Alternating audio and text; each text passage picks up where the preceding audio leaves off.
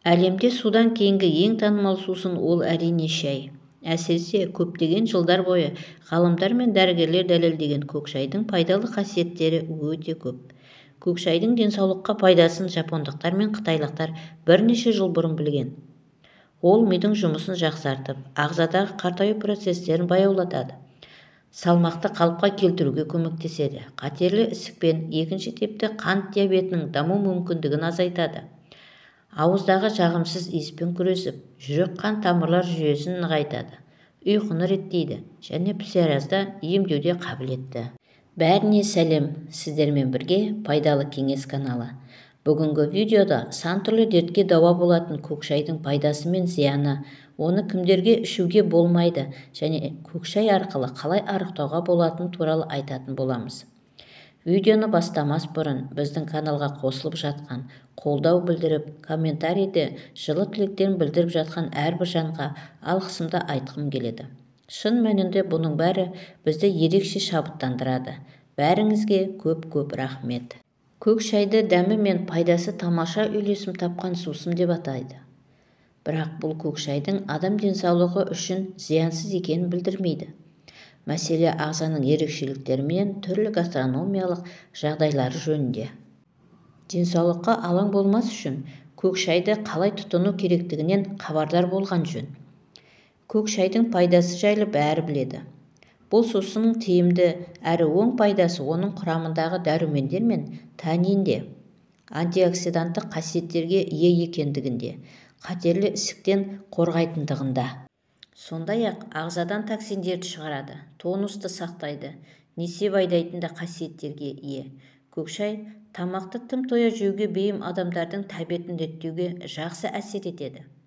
Көк шайды тамақтану уақытының арасында ішетін болса, ол тәбетті аздап басады. Көптеген адамдар салауатты өмір салтын сақтамайды, дұрыс тамақтанбайды, алкоголь тұтынып, темекі тартады. Ал көк шайды әмбебап дәрі ретінде қабылдайды. Шын мәнінде бұл олай емес. Көк шай өздігінен пайдалы өнім, бірақ ол барлық артық керек емес заттардың орнын толтырмайды. Кейбір адамдарға басқа өнім жақпауы мүмкін. Сол сияқты көк шайды да кей адамдардың ағзалары қабылдамауы мүмкін. Кофеин есебінен бұл сусын жүйке жүйесіне әдеттегідей әсер етеді. Сол себепті оны кофе мен алкогольмен араластырмаған жөн. Бұл шай кей адамдарды тыныштандырса, басқалардың жүрек қағысын жылдамдатып жіберетін қасиетке ие. Кешкі уақытта шай ішіп алған кейбір адамдардың ұйқысы бұзылады. Сұйықтықты шығару мақсатында көк шайды жиі ішу гипотензивті әсер береді, яғни қан қысымын түсіреді. Қан қысымы жоғары адамдар шайдың бұл қасиетін бағалайды. Алайда, керісінше қан қысымы төмен адамдардың өздерін нашар сезінулері мүмкін. Көк шайды кімдерге ішуге болмайды? Аяғы ауыр әйелдер көк шайды ішетін болса, артериялық қан қысымы артып, бұлшықет тонусы көтеріледі.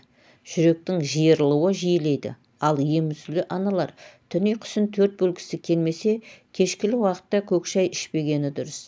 Жалпы көк шайды кез келген адамға ішуге ұсынылмайды, өйткені кейбір жағдайларда денсаулыққа кері әсері тиюі мүмкін.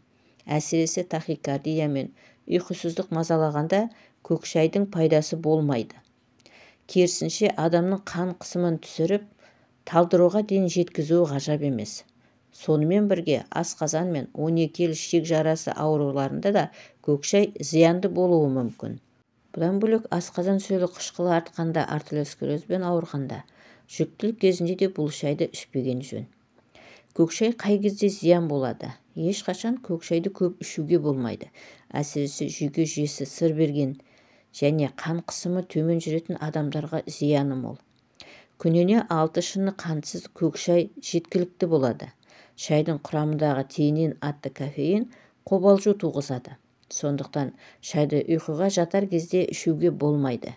Әйтпесе өзіңізді жайсыз сезініп ұйқысыздық ауруына шалдығасыз. Ал құрамындағы полиферол бауырдың жұмысына кері әсер етеді. Белгіленген мөлшерден артығымен қабылдасаңыз, бастың сақинасы ұстайды, әрі бас айналуы мүмкін. Оған қоса сүйекте сырқырап ауырады.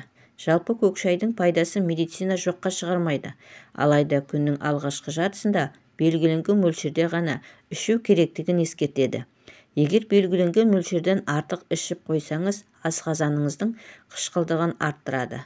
Буыны ауыратындарға көк шай ішуге болмайды. Денсаулыққа қанша пайдалы болса да, көк шайдың мейлінше таңертең ішкеніңіз дұрыс, бірақ әрине аш қарында емес. Көк шайдың көзге пайдасы. Көзіңізді қырағы еткіңіз келсе, көк шайды күнде ішіңіз. Жылыдай көзіңізге тамызыңыз. Ұйқыға жатар алдында көк шайға мақтаны малып алып, көзіңізге бассаңыз өте пайдалы болмақ. Көк шай көру қабілетіңізді арттырып қана қоймай, қан тамырларды емдейді, көздің ісінгенін басады. Сонымен қатар жанарыңыздың жасарауын тоқтатады. Ол үшін бір шай қасық көк шайды бір стақан қайнаған суға салып, 1 сағат тұндырып қоясыз. Жылыған кезінде сүзіп алып ем ретінде қолданасыз. Бұл тұнба әсіресе күн ұзақ компьютермен жұмыс істеп келген кезде керемет көмектеседі. Осылайша компьютерден өткен улы заттардың бәрімен көк шай арқылы арылуға болады. Көк шайдың арықтауға әсері қандай? Көк шай несеп айдайды. Сол арқылы ағзадағы артық сұйықтықтарды сыртқа шығаруға көмегі зор. Көк шайға майсыз сүт қатып ішетін болсаңыз, несеп айдайтын қуаты арта түседі. Сондай-ақ аяқтың ісінуінің алдын алып, ағзадағы жылу алмасу жүйесін жақсартады. Ғалымдардың зерттеуіне сенетін болсақ, көк шайды күніне 3-4 рет ішкен жағдайда еріген майдың көлемі 45%-ға артатын көрінеді. Бұдан бөлек қандағы қант мөлшері азайып, тамақтың қорытылуын жақсарта түседі. Ол үшін тамақтанар алдында жарты сағат бұрын бір шыны көк шай ішіп алған жеткілікті. Сонда күндегіге қарағанда азырақ тамақтанатын боласыз.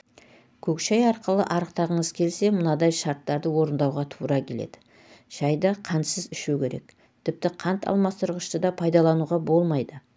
Дегенмен көк шайдың дәмін кіргізгіңіз келсе, 1 тілім лимон, жалбыз немесе кептірілген жидекте салып ішу ұсынылады. Сондай-ақ арықтауды жылдамдату мақсатында шайға даршын немесе кептірілген зімбір қосыңыз.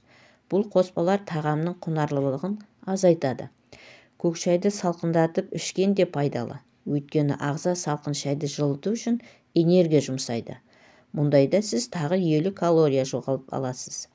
Күні бойы көк шай ішуден жалықпаңыз.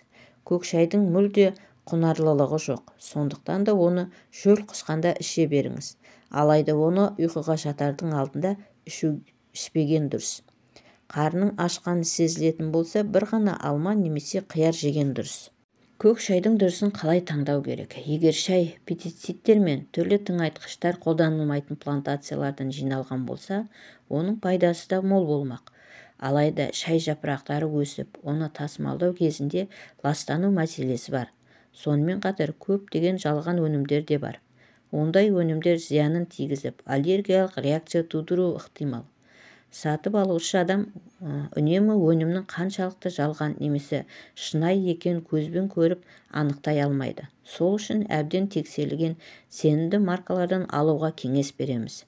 Шай жапырақтары тұтастай болуы қажет. Егер жапырақтары ұсақталған немесе пакеттелген болса, онда оның сапалы болуы екі талай. Әрине, сапалы көк шайдың бағасы арзан болмайтындығы білеміз. Бүгінгі шығарылымды осымен аяқтаймыз. Біздің каналда бұдан басқа пайдасы мен зияны туралы көптеген қызықты видеолар таба аласыздар. Осы видеоның описаниясында сілтемелерін қалдырып кетемін.